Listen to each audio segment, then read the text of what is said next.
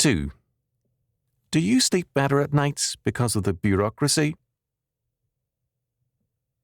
Do you sleep better at night knowing that there are millions upon millions of bureaucrats trying to run your life, or does it give you nightmares?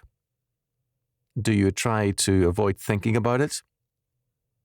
The bureaucrats have a solution and a regulation for everything, and they seem to believe that they can do no wrong. Also, they seem to have no sense of humour. A Western ranch started operating a small guest ranch some years back. Their help amounted to one couple. The wife did the cooking, and the man took care of the horses and rides into the mountains with the guests. There was a small cabin facility for the couple. The bureaucrats, however, interfered. Separate restroom facilities for male and female employees were required by their regulations. The fact that the couple was married and only hired married couples made no difference. Consider this case. The Vern Sprock family developed the Sierra Ski Ranch near Echo Summits on US Highway 50 in California. They built a day lodge on top of the mountain.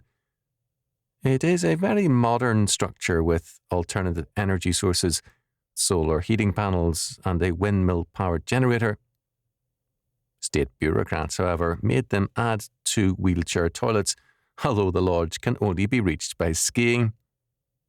Inquiry, December the 8th, 1980, 2. Bureaucrats regard the regulations like the law of the Medes and the Persians, beyond appeal or exception, an infallible and all-wise regulation in every case. In other words, implicit in all such instances is a belief in bureaucratic infallibility. Now, I do believe that God is infallible and that his law is true and righteous altogether. Precisely for that very reason, I am dubious about man's law. After all, man is a sinner. Man can be and always is highly fallible, very prone to error, and all too inclined to believe that his foolishness is wisdom.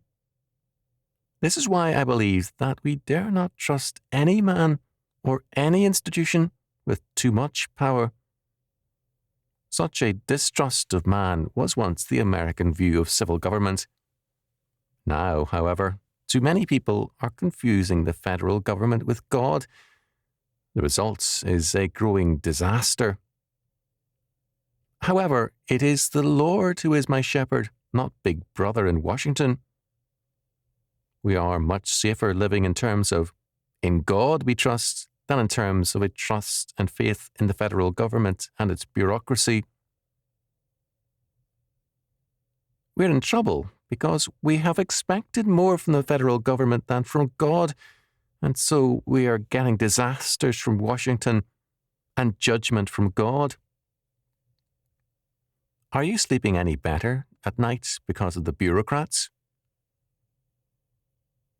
It's time for us to rethink our faith and our foundations. For too long we have lived as though the only true God were the federal government, only to find increasingly that it has clay feet and is a dangerous idol.